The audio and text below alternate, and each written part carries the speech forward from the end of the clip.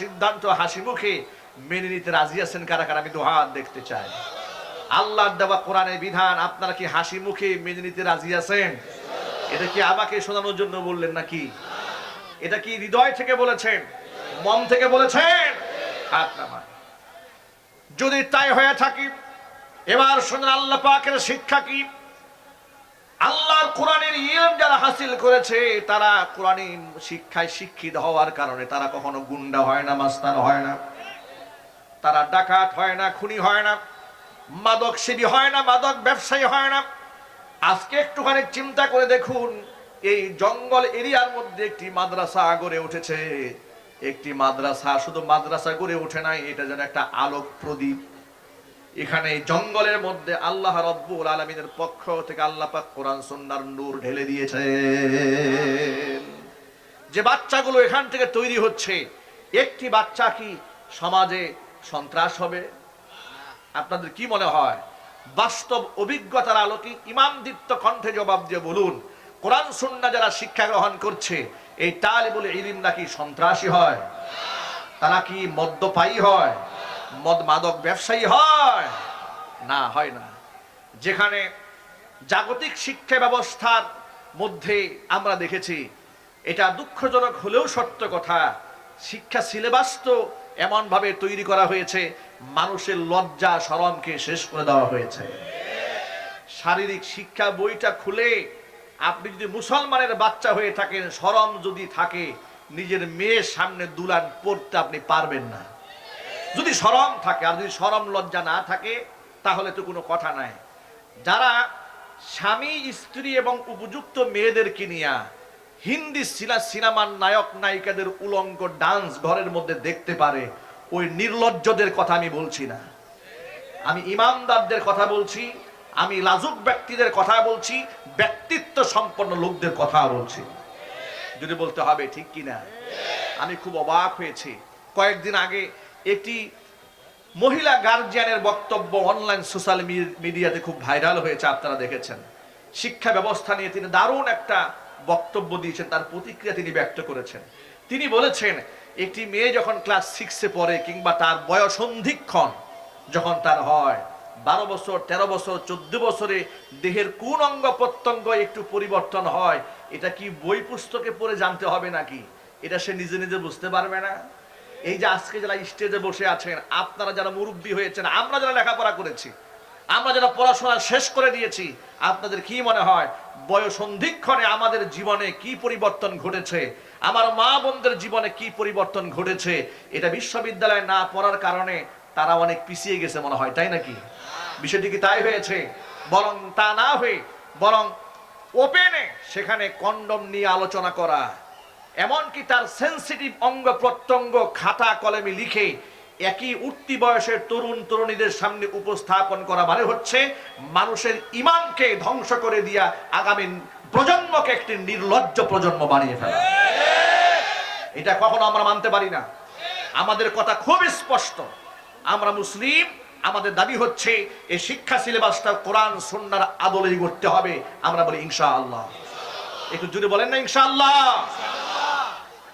আমার যুবক ভাইয়েরা, আল্লাহ সুবহানাহু ওয়া তাআলা পবিত্র কোরআন মাজিদের মধ্যে বলেছেন, ওয়া মা কানা লিমুমিনিন ওয়ালা মুমিনাতিন ইযা কাদাল্লাহু ওয়া রাসূলুহু আমরান আন ইয়াকুনা লাহুমুল খিয়ারাতু মিন আমরিহিম ওয়া মান ইয়াসিল্লাহা ওয়া রাসূলুহু ফাকাদ দাল্লা দালালান মুবিনা। আল্লাহ রাব্বুল আলামিন বলেন, আমি আল্লাহ এবং আমার রাসূল যদি কোনো ব্যাপারে কোনো সিদ্ধান্ত দিয়ে ফেলি, তাহলে আমি আল্লাহর দেওয়া সিদ্ধান্ত, আমার রাসূলের দেওয়া সিদ্ধান্তের মধ্যে কোনো ব্যক্তি মুমিন বান্দা নিজের মন গড়া কোনো মতবাদ কিংবা তার মতাদর্শ কিংবা রায় প্রদান করবে, নিজের মন গড়া খেয়াল খুশি মতো কোনো রায় দেবে, এটা হতেই পারে না। বরং আমি আল্লাহ এবং আমার রাসূলের সিদ্ধান্তই চূড়ান্ত। জোরে বলেন সুবহানাল্লাহ। আল্লাহ এবং তার রাসূলের সিদ্ধান্তই চূড়ান্ত। আমরা কি আল্লাহ এবং তার রাসূলের সিদ্ধান্ত হাসি মুখে মেনে নিতে পারবো ইনশাআল্লাহ? ইনশাআল্লাহ। কারা কারা পারবেন হাত দেখি তো। মাশাআল্লাহ, আল্লাহ তুমি আমাদেরকে কবুল করে নাও, জোরে কোন আমিন। প্রিয় বন্ধুগণ, ইতোমধ্যে আপনারা জেনে খুশি হবেন আজকের এই তাফসীরুল কোরআন মাহফিলের যিনি প্রধান অতিথি জনাব আলহাজ অ্যাডভোকেট আকম মোজাম্মেল হক এমপি, মাননীয় মন্ত্রী, মুক্তিযুদ্ধ বিষয়ক মন্ত্রণালয়, গণপ্রজাতন্ত্রী বাংলাদেশ সরকার, তিনি ইতোমধ্যে আমাদের মাঝে এসে উপস্থিত হয়েছেন। আমরা আল্লাহ পাকের শুকরিয়া আদায় করে বলছি আলহামদুলিল্লাহ। তিনি স্টেজে ইতোমধ্যে উপস্থিত হয়েছেন। আমরা মুবারকবাদ জানাচ্ছি তাফসীর কোরআন মাহফিল থেকে। জি, নারায়ে তাকবীর, আল্লাহু আকবার। মন্ত্রী সাহেবের আগমন, শুভেচ্ছার স্বাগতম, শুভেচ্ছার স্বাগতম। মন্ত্রী সাহেবের আগমন, ইকরা মাদ্রাসার পক্ষ থেকে লাল গোলাপ শুভেচ্ছা, চান্দ্রাবাসীর পক্ষ থেকে লাল গোলাপ শুভেচ্ছা, হারেস ভাইয়ের পক্ষ থেকে লাল গোলাপ শুভেচ্ছা, সুমন ভাইয়ের পক্ষ থেকে লাল গোলাপ শুভেচ্ছা। নারায়ে তাকবীর, আল্লাহু আকবার।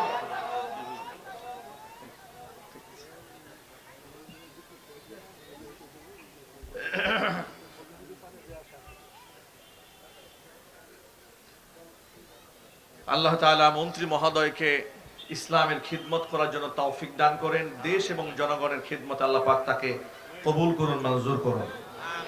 সমাজের নেতৃবৃন্দের বিরাট ভূমিকা থাকে সমাজে। আমি যে ব্যাপারে আলোচনা করছিলাম যে সমাজের মধ্যে অশান্তি, বিশৃঙ্খলা, নৈরাজ্য, এটা সমাজে কেউ চায় না অমানুষ ছাড়া। এটা আওয়াজ দিয়ে কথা বলতে হবে। সমাজের মধ্যে নৈরাজ্য কি কেউ চায়? বিশৃঙ্খলা কেউ চায়? এই সমাজের অশান্তি কেউ চায়? কেউ চায় না। সকলেই আমরা শান্তি চাই। যারা মানুষ তারা শান্তি চায়, অমানুষ তারা সমাজের মধ্যে অশান্তি তৈরি করে। কিন্তু ফর্মুলাটা কে দেবে? সমাজের শান্তির ফর্মুলা আমরা নেব কার কাছ থেকে? অশান্তির মূল হোতা যারা তাদের কাছ থেকে, নাকি শান্তির মালিক যিনি তার কাছ থেকে? শান্তির মালিক কে? আল্লাহর নাম বলতে যাদের কষ্ট হয় বলা দরকার নাই, একটু জোর আওয়াজে বলুন না, শান্তি দেওয়ার মালিক কে? আল্লাহ পাকের পক্ষ থেকে মূল শান্তির ফর্মুলা আমাদেরকে নিতে হবে। আমরা যদি আল্লাহ পাকের ফর্মুলা নিতাম তাহলে এই সমাজে এত মানুষ খুনাখুনি হতো না। মানুষ খুন করা হালাল না হারাম? আরো জোরে বলুন। যেখানে মানুষ তো দূরের কথা, আপনি বিনা অপরাধে একটি প্রাণীর গায়েও আপনি হাত দিতে পারবেন না। তাফসীরের মধ্যে এসেছে, হাদিস শরীফের মধ্যে এসেছে, নবী করিম সাল্লাল্লাহু আলাইহি ওয়াসাল্লাম তিনি বললেন, ও সাহাবীরা শোনো, একদিন জনৈক একটা খারাপ মেয়ে মরুপ্রান্তরে হেঁটে যাচ্ছে, তার চরিত্র ভালো নয়। আচ্ছা, যাদের চরিত্র ভালো থাকে না সমাজে কি দাম থাকে? একটু জোর আওয়াজে বলতে হবে। হ্যাঁ, এই একটা ভুল অ্যান্সার দিয়েছেন আপনারা। আপনারা বলছেন চরিত্রহীনদের সমাজে দাম থাকে না। আমি আপনাদেরকে দলিল প্রমাণ দিয়ে দেখাতে পারবো বর্তমান সমাজে চরিত্রহীনদের অনেক দাম। প্রমাণ কি? প্রমাণ হচ্ছে, আচ্ছা আপনারাই বলুন তো, বিবাহ বহির্ভূত অবৈধ জিনা ব্যভিচার যারা প্রমোট করে, হাইলাইট করে, তারা কি চরিত্রবান নাকি দুশ্চরিত্র? এর মাধ্যমে কি সমাজে শান্তি আসে না অশান্তি আসে? অশান্তি আসে। এগুলো যারা করে তারা কি সমাজের ভালো লোক না খারাপ লোক? খারাপ লোক। ওই যে 3-4 দিন আগে সোশ্যাল মিডিয়াতে একটা ভিডিও ক্লিপ ভাইরাল হয়ে গেল, কোন নায়ক না নায়িকা তাদের একটা খারাপ ভিডিও খুব ভাইরাল হয়ে গিয়েছে। তো এটা নিয়ে অনেক সাংবাদিক ভাইরা প্রতিবাদ জানিয়েছেন যে এটা তো হওয়ার কথা নয়, এটা তো হওয়া উচিত নয়, এটা তিনি খারাপ কাজ করেছেন, বাজে কাজ করেছেন, প্রতিবাদ জানিয়েছেন। সমাজের অশান্তির বিরুদ্ধে প্রতিবাদ জানানো এটা হচ্ছে ইমানি দায়িত্ব। যদি বলতে হবে ঠিক কিনা? এখন চোরের মায়ের বলগলা, তিনি আবার বলছেন যে না, আমরা যা মনে চাই তাই করব, এটা আমাদের অধিকার। তা আমার বিরুদ্ধে অপপ্রচার চালানো যাবে না। অপপ্রচার কোনটা? আপনি যে অন্যায়টা করেছেন, অপরাধটা করেছেন, এই পাপের প্রায়শ্চিত্ত আপনাকে ভোগ করতে হবে। আমাদের কথা খুবই স্পষ্ট। সমাজের মধ্যে যারা জিনা ব্যভিচারকে প্রমোট করে, অবৈধ রিলেশনশিপ, হারাম রিলেশনশিপ যারা মিডিয়াতে প্রচার করে, আল্লাহর কসম করে বলছি এই সমাজের মধ্যে অশান্তির জন্য তারা দায়ী। জিনা ব্যভিচার কিংবা ধর্ষণ কিংবা গণধর্ষণ হওয়ার জন্য এদের ভূমিকা রয়েছে। চিন্তায় বলতে হবে ঠিক কিনা? সমাজের মধ্যে যারা খারাপ মানুষ তাদের মর্যাদা থাকে না, সভ্য সমাজে তাদের কোনো মূল্য থাকে না, কিন্তু অসভ্য সমাজে তাদের দাম থাকে। ১৫০০ বছর আগে নবী করিম সাল্লাল্লাহু আলাইহি সাল্লাম বলেছেন, কোন একটা খারাপ মেয়ে সামাজিক ভাবে তার কোনো দাম নাই, মূল্য নাই। মরু প্রান্তরে একাকী হেঁটে যাচ্ছে, এমন সময় সে দেখতে পেল রাস্তার মধ্যে ক্ষুধার্ত কুকুর তৃষ্ণায় বুক ফেটে যাচ্ছে, জিহ্বা বের করে দিয়েছে। সামান্য একটু পানি পান করালে কোনো মনে তার জীবনটা বাঁচিয়ে দেওয়া যেত। মরু প্রান্তরে পানি পাবে কোথায়? মহিলা চতুর্দিকে তালাশ করে কোনো পানির সন্ধান করতে পারলো না। অদূরে ছিল একখানা কূপ, ওই কুয়ার মধ্যে তাকায় দেখে পানি আছে, কিন্তু বালতির তো ব্যবস্থা নাই। পানি কি করে বের করবে? আরবের মেয়ে পায়ের মধ্যে ছিল চামড়ার মোজা, চামড়ার মোজাকে বালতি বানিয়ে গায়ের উড়নাকে রশি বানিয়ে বহুত কষ্ট করে পানি বের করে ক্ষুধার্ত তৃষ্ণার্ত কুকুরের মুখের মধ্যে তুলে দিয়েছে। তামাম পৃথিবীর কেউ এও দৃশ্য দেখে নাই, আল্লাহ সুবহানাহু ওয়া তাআলা দৃশ্য দেখেছেন। কুকুরটা যখন প্রাণে বেঁচে গেল, লেজ লাড়তে লাড়তে চলে গেছে। নবী করিম সাল্লাল্লাহু আলাইহি সাল্লামকে আল্লাহ পাক জিবরিল মারফত জানাই দিলেন, ও আমার হাবিব, আপনি জেনে রাখুন যে মেয়েটি সারা জীবন অপকর্ম করেছে, কিন্তু আমার একটা নিরীহ প্রাণী, একটা বোবা প্রাণী ক্ষুধার যন্ত্রণায় ছটফট করছিল, তৃষ্ণায় তার কলিজা বুক ফেটে যাচ্ছিল।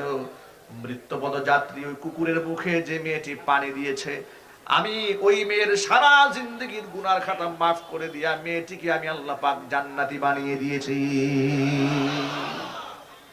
একটুখানি চিন্তা করেন আমরা কেমন ধর্মের অনুসারী। একটা কুকুরকে পানি পান করে তিনি জান্নাত প্রাপ্ত হলেন।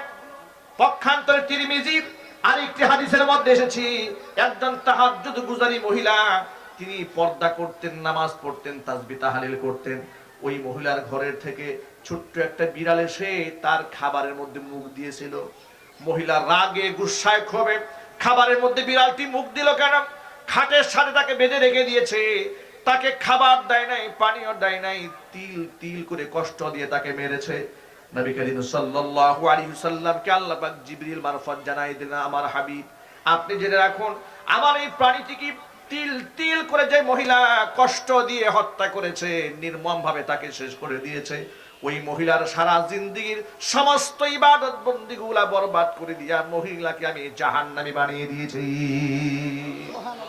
একটুখানি ভাবনার চিন্তা করুন, একটা কুকুরকে পানি পান করিয়ে জাহান্নামের পথের পথিক একজন নারীকে আল্লাহ পাক জান্নাতি বানিয়ে দিয়েছেন।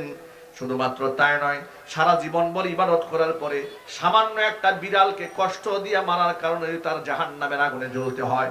এখন মানুষ যদি মানুষকে হত্যা করে, তার ঠিকানা জাহান্নাম ছাড়া আর কি হতে পারে?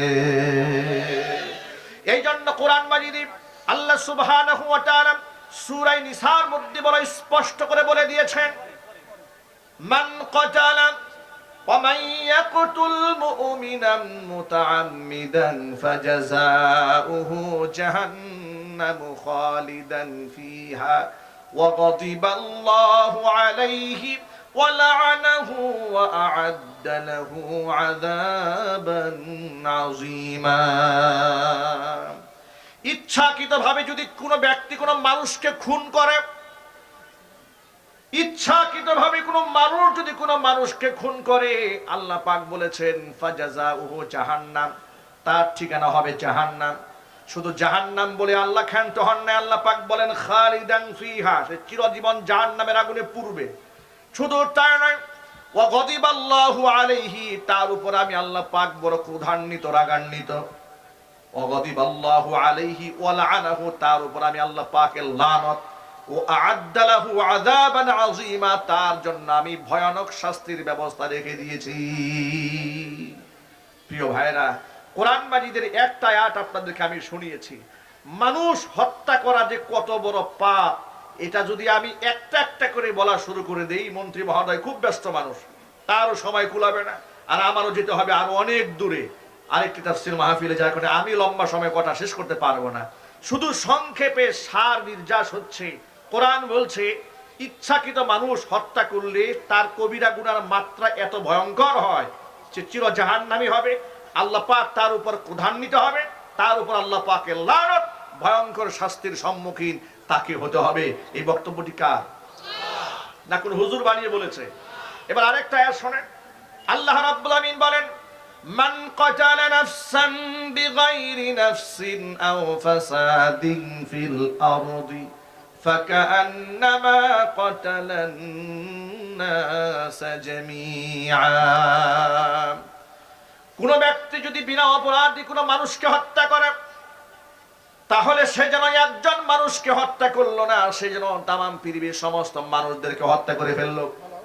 ওয়ামান আহিয়াহা, মৃত্যু পথের যাত্রী বিপদগ্রস্ত কোন ব্যক্তিকে কেউ যদি বাঁচিয়ে দিতে পারে, আল্লাহ পাক বলেন ফাকা আন্নামা আহিয়ান নাস জামিআ, সে যেন একজন মানুষকে বাঁচিয়ে দিল না, সে যেন তামাম পৃথিবীর সমস্ত মানুষদেরকে বাঁচিয়ে দিল।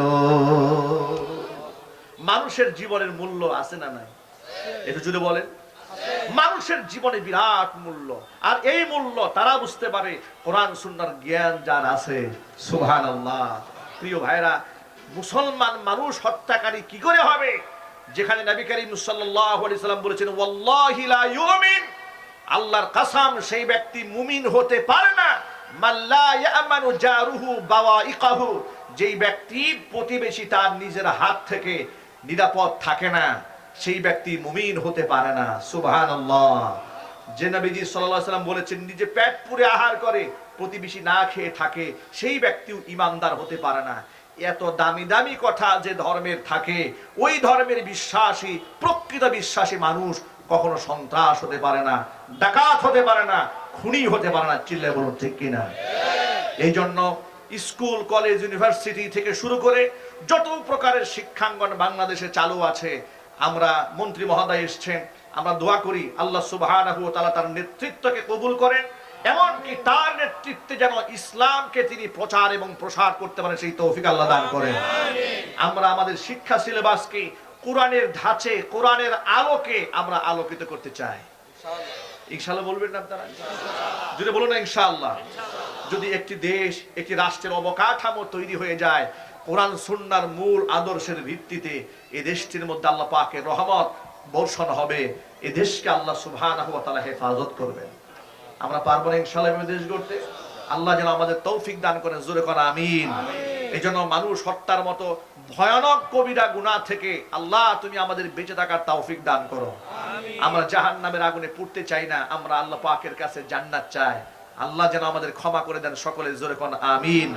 আল্লাহ রাব্বুল আলামিন যুবকদের কবুল করেন, বৃদ্ধদেরকে কবুল করেন, ছাত্রদেরকে কবুল করেন, শিক্ষক গার্জিয়ানদেরকে কবুল করেন। আজকে যে সমস্ত ছেলেরা মাথার মধ্যে পাগড়ি পাবেন, আল্লাহ পাক যুগ শ্রেষ্ঠ হাফেজ কোরআন, আলিম দ্বীন, দাঈ ইলাল্লাহ হিসেবে আল্লাহ পাক তাদের সকলকে কবুল করেন, মঞ্জুর করেন। সকলে জোরে বলুন আমিন। হ্যাঁ, এখন কথা বলুন। আল্লাহ সুবহানাহু ওয়া তাআলা আপনাদের সামনে সংক্ষিপ্ত পরিসরে যে কথাগুলো আপনাদের সামনে বলেছি, আমি মন্ত্রী মহোদয় অনেক ব্যস্ত, আমি বুঝতে পেরেছি। এই জন্য আমি আল্লাহুম্মা সময় নেব না। মন্ত্রী মহোদয় আপনাদের সামনে গুরুত্বপূর্ণ কথা বলবেন ইনশাআল্লাহ। এরপরে আমরা এশারে জামাতে নামাজ আদায় করব ইনশাআল্লাহ। এরপরে ধারাবাহিকভাবে দেশ বরেণ্য উলামারা এখানে আসবেন, আপনারা জমে বসে থাকবেন। আল্লাহ সুবহানাহু ওয়া তাআলা এই মাহফিলকে কবুল করুন। ওয়া আখিরু দাওয়ানা আলহামদুলিল্লাহি রাব্বিল আলামিন। মাশাআল্লাহ।